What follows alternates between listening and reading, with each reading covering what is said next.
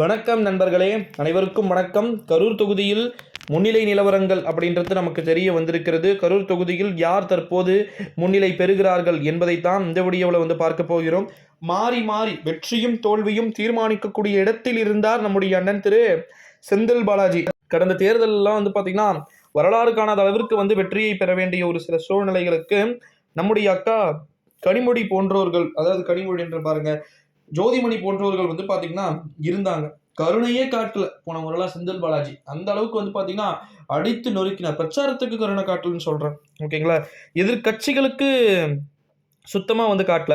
இந்த ஒரு சூழ்நிலையில் தான் கரூர் தொகுதியில தன்னுடைய நிலையை பார்த்தீங்கன்னா உறுதிப்படுத்தி கொள்ள வேண்டிய ஒரு சில சூழல்களுக்கு பார்த்தீங்கன்னா ஜோதிமணி தொடர்ந்து பார்த்தீங்கன்னா அதீதமான சில விதமான வேலைகளையும் செய்து கொண்டு வருவதாக நமக்கு தகவல்கள் அப்படின்றது தற்போது அஃபீஷியலாக பார்த்தீங்கன்னா கிடைக்க பெற்று கொண்டு வருகின்ற ஒரு சூழ்நிலையிலே தமிழகத்தில் கரூர் தொகுதியில் நிச்சயமாக ஜோதிமணி பார்த்தீங்கன்னா தோல்வியை சந்திக்கிறதுக்கான வாய்ப்புகளும் சாத்தியக்கூறுகளும் நிறையவே இருக்குது அப்படின்ற மாதிரியும் இங்கு தகவல்கள் என்பது நமக்கு கிடைக்க பெற்று கொண்டு வருகிறது அப்படின்னே சொல்லலாம்.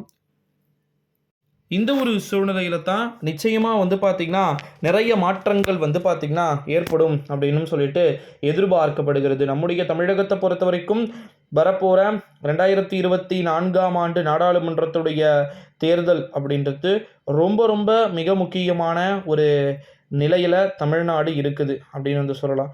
காரணம் என்ன அப்படின்னா, செந்தில் பாலாஜி போன்றவர்கள் எங்கே இருக்கிறாங்க அப்படின்றது உங்களுக்கே தெரியும் அப்படின்னு நினைக்கிறேன். இந்த ஒரு சூழ்நிலையில் தான் நிச்சயமாக 100% பார்த்திங்கன்னா நம்முடைய ஜோதிமணி போன்றவர்கள்லாம் என்ன ஆவாங்கன்னு சொல்லிட்டு பொதுமக்களிடையேவும் நிறைய சந்தேகங்கள் பார்த்திங்கன்னா ஒரு புறம் எழுந்து கொண்டிருக்கக்கூடிய ஒரு சூழ்நிலையிலே வாய்ப்பே கிடையாது. தலைகீழாக நின்று தண்ணீரை குடித்தாலும் கூட ஜோதிமணி பார்த்திங்கன்னா வெற்றியை பெறுவதற்கான வாய்ப்புகளும் சாத்தியக்கூறுகளும் பார்த்திங்கன்னா கிடையவே கிடையாது அப்படின்னு சொல்லிட்டு அங்கே இருக்கக்கூடிய சூழல்கள். இந்த ஒரு சூழ்நிலையில தான் கரூர் தொகுதியில் யார் லீடிங் எடுப்பாங்கன்னு சொல்லிட்டு எல்லாருக்குமே ஒரு சந்தேகங்கள் அப்படின்றது இருக்கிறத நம்மளால் பார்க்க முடிகிறது.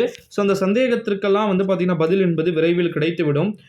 யார் இப்போ லீடிங்கில் போயிட்டு இருக்காங்க, அடுத்த கட்டமாக என்ன நடக்க போகுது அப்படின்ற உடனுக்குடன் நடக்கக்கூடிய மிக மிக துல்லியமான நிகழ்வுகளை நம்முடைய அரசியல் பார்வை அப்படின்ற சேனலில் நம்ம தரப்போகிறோம். ஸோ உங்களுடைய வேலை என்னன்னா, மறக்காமல் நம்முடைய சேனலை சப்ஸ்கிரைப் பண்ணிக்கோங்க. அடுத்தடுத்த ஸ்டார் தொகுதிகள் என்று அழைக்கப்படக்கூடிய தொகுதிகளின் தேர்தல் முடிவுகள் எல்லாம் அனைவருக்கும் எப்படி சாதகமாக வரப்போகிறது, யாருக்கு பாதகமாக வரப்போகிறது என்பதை எல்லாமே நம்ம தொடர்ந்து பொறுத்திருந்து பார்க்கத்தான் போகிறோம். நண்பர்களே, வீடியோவை முழுமைக்குமே ஸ்கிப் பண்ணாமல் பார்த்ததற்கு நன்றிகள்.